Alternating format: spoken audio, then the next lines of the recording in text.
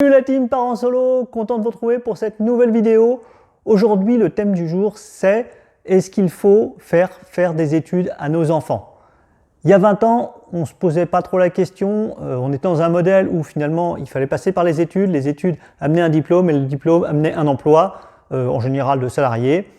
Aujourd'hui, j'ai la sensation que toutes ces cartes, elles ont été un petit peu rebattues. Donc on va voir les différentes possibilités et vers quoi peuvent nous mener les différentes études. N'oubliez pas de mettre un petit pouce bleu si cette vidéo vous plaît, c'est toujours très motivant pour moi, ça m'encourage. Et puis on se retrouve tout de suite sur mon écran pour vous montrer tout ça. A tout de suite! Et nous voilà de retour donc sur le PowerPoint que je vous ai préparé. Donc la question c'était, faut-il faire des études? Alors, avant de vous poser cette question, j'ai envie de vous demander pourquoi on veut faire des études à nos enfants. À ça, il y a plusieurs raisons. La première, c'est pour faire un métier qu'il aime, qu'elle aime, si elle a envie d'être hôtesse de l'air, s'il a envie d'être pompier volontaire, si elle a envie d'être vétérinaire, enfin bref, si votre enfant a trouvé sa voie, eh ben, les études sont, j'allais dire, dessinées pour cette voie-là, et donc il faut aller par là. Ça peut être aussi l'idée de faire mûrir les enfants, parce que parfois, les enfants, ils ont leur bac, puis bah, avec leur bac, quand on leur pose la question qu'est-ce que tu veux faire, pas beaucoup d'idées. Donc ça peut être effectivement une année ou deux où on va aller, par exemple, en faculté, pour se laisser le temps de mûrir son projet. L'autre point pour lequel on veut qu'on fasse des études, c'est de développer son savoir, c'est effectivement apprendre un maximum de choses. Qui va avec, c'est qui dit savoir dit compétence. Alors on verra que c'est pas toujours vrai par la suite, mais on va aussi aller à l'école pour pouvoir développer ses compétences. Si je veux devenir maçon, si je veux devenir plombier, je peux à travers l'école apprendre ces professions et puis être rapidement opérationnel sur le terrain. Mais surtout, la vraie raison de tout ça, c'est aussi pour que les enfants soient indépendants financièrement et puis qu'ils aient une vie où ils n'aient pas à se soucier à la fin du mois de toujours tirer le diable par la queue. Donc voilà les plus grandes raisons pour lesquelles on veut que nos enfants fassent des études. Alors on va commencer tout de suite par les cycles d'études courtes. Donc je vous ai fait un petit tableau, vous allez retrouver ça. Je me suis inspiré des sources, je vous ai tout mis dans les commentaires, il y a l'INSEE, enfin il y a différents sites. Donc j'ai commencé par un petit tableau sur les études courtes. La première type d'études, c'est pas d'études, autrement dit j'ai mon bac. Donc là, j'ai mon bac, on voit très bien qu'on va plafonner en dessous des 15 000 euros annuels, donc brut évidemment. Donc ça va être très compliqué. Par contre, si je m'oriente vers un CAP, un BEP ou un bac pro, là on voit que les salaires peuvent être nettement supérieurs. On passe les 25, 27 000 euros par, euh, par an brut. Je rappelle que c'est des moyennes, donc ça peut aller bien au-delà de ça. C'est quelque chose qui est intéressant de garder à l'esprit pour ce que je vais vous expliquer ensuite. Donc maintenant, allons voir les études longues. Donc différents cursus. Ici, on peut voir des bac plus 2, bac plus 4, bac plus 5, j'allais dire au sens large. Donc on voit qu'effectivement, par exemple, un bac plus 2 n'est pas forcément mieux loti que quelqu'un qui aurait fait un bac pro. On voit que ceux qui caracolent en tête, c'est les écoles de commerce et les écoles d'ingénieurs, qui sont effectivement avec la médecine, bien entendu, qui sont effectivement dans les revenus les plus élevés. Mais on voit par exemple les instituts économiques et politiques, ou même le droit, on a des revenus moyens qui sont, je ne vais pas dire faibles, mais par rapport au nombre d'années d'études, la rentabilité n'est pas forcément là. Après, encore une fois, c'est ce que j'ai dit au début de vidéo, si c'est un métier passion, il n'y a pas de discussion. Là, on est dans l'idée de, est-ce que ça va être intéressant pour moi de faire toutes ces études pour ce que je vais gagner au bout. Donc voilà, on se dit finalement, école de commerce, école d'ingénieur, je vais faire ça parce que finalement c'est ça qui va être le plus rentable. Oui, mais c'est pas donné. Donc là je vous ai fait un petit tableau avec ce que coûtent donc les écoles de commerce et d'ingénieurs par rapport à l'université. Vous pouvez constater que sur l'université, c'est quand même beaucoup moins cher. Donc, est-ce que j'ai pas intérêt à envoyer mes enfants à l'université et que finalement ils rentrent plus vite, j'allais dire, enfin qu'ils récupèrent plus vite leur mise, leur investissement, si vous voulez, en termes de salaire, ou est-ce que je vais les pousser dans une école d'ingénieur ou même une école de commerce, où bah, finalement, avant qu'ils aient remboursé le coût de leurs études, ça va leur prendre pas mal de temps. Donc là aussi, il va y avoir un autre facteur qui va rentrer en compte, c'est université versus école. L'université va nous apporter énormément de connaissances. Par contre, dépendamment de la filiale que vous allez choisir à l'université, vous allez vous retrouver avec des études qui sont très théoriques. Si vous allez faire une fac de maths ou une fac d'histoire, bah oui, vous allez accumuler des compétences, des connaissances, pardon, mais en termes de compétences qui vont être utilisables sur le marché, ça va être plus compliqué.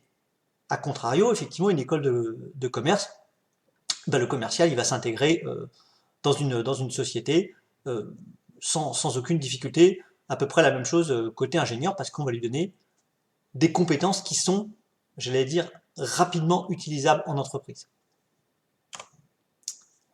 Le truc, c'est que c'est bien beau tout ça, en admettant que je me sois décidé d'envoyer mon enfant vers ce type d'école, ben on se rend compte que c'est pas si rose que ça.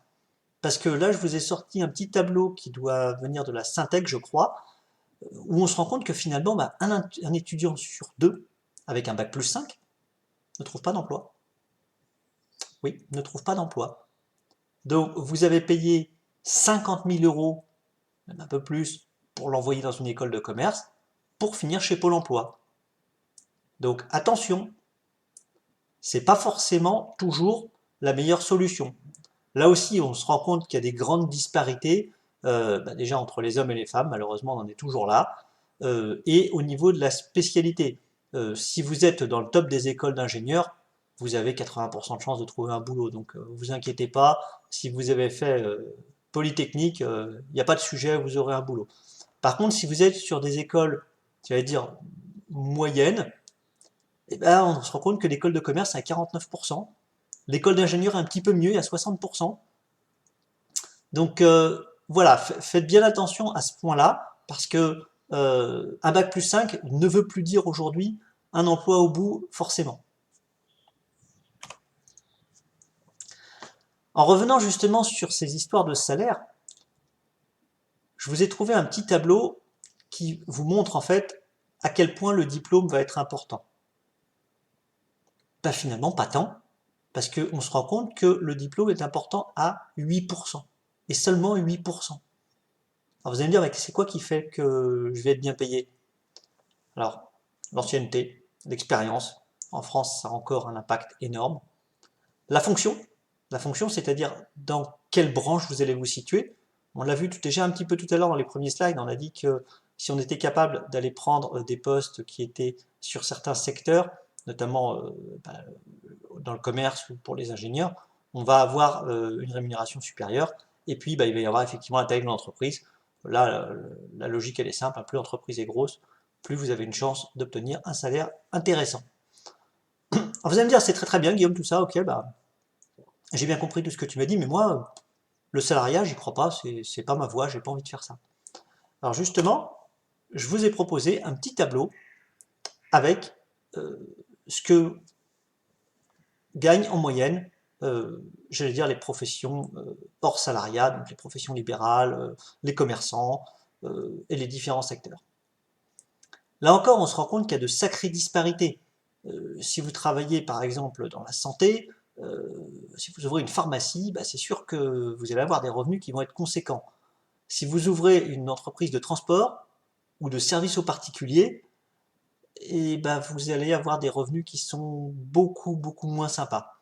Donc, on se rend compte encore à ce moment-là que ce qu'on avait dit sur la partie salariale se retrouve vrai aussi ici sur la partie, j'allais dire, indépendant, puisque finalement le secteur d'activité va avoir une importance primordiale sur nos revenus.